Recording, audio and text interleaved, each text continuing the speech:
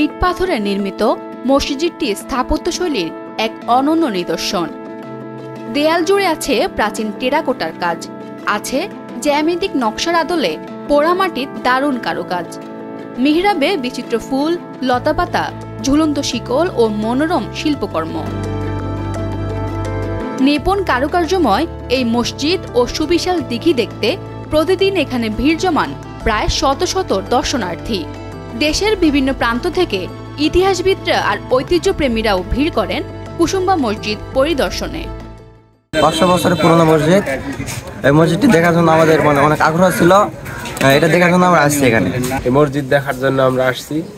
এখানে একটা বড় দিঘি আছে, এগুলো দেখার জন্য আমরা এখানে আসছি। প্রায় 450 বছরের ঐতিহ্য ও স্মৃতি ধারণ করে দাঁড়িয়ে আছে মুসলমানদের এক পবিত্র স্থান কুসুম্বা মসজিদ, যার আরেক নাম কালা পাহাড়।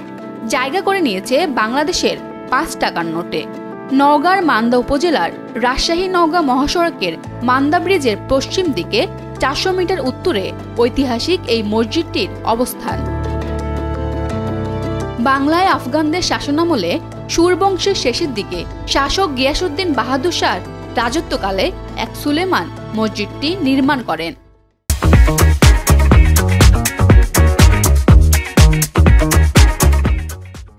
মুঘল সম্রাট আলাউদ্দিন হোসেন শাহ তার স্ত্রী কুসুম বিবির নামানুসারে মসজিদ সহ ওই এলাকার নাম রাখেন কুসুম্বা।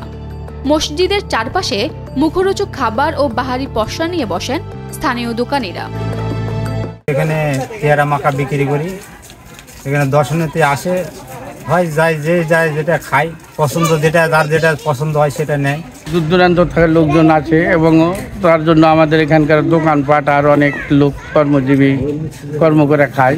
মসজিদটি উত্তর দক্ষিণে 58 ফুট লম্বা, চওড়া 42 ফুট, চারদিকের দেয়াল 6 ফুট পুরু। মসজিদের সামনের দিকে রয়েছে 3টি দরজা। এটি সুলতানি আমলের একটি পুরাকীর্তি। চারদিকের দেয়ালের ওপর বাইরের অংশ পাথর দিয়ে ঢেকে দেয়া হয়েছে।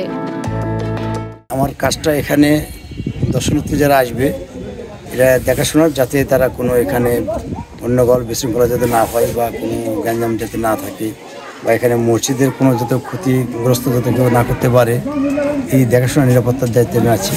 জানা গেছে 1897 সালের এক ভূমিকম্পে কুসুম্বা মসজিদের ব্যাপক ক্ষতি হয়। বর্তমানে এটির রক্ষণাবেক্ষণের দায়িত্বে আছেন প্রত্নতত্ত্ব বিভাগ। নওগাঁ থেকে মাহফুজুর রহমানের পাঠানো তথ্যচিত্রে ডেস্ক রিপোর্ট, ফারজানা আমিন, কালের কণ্ঠ।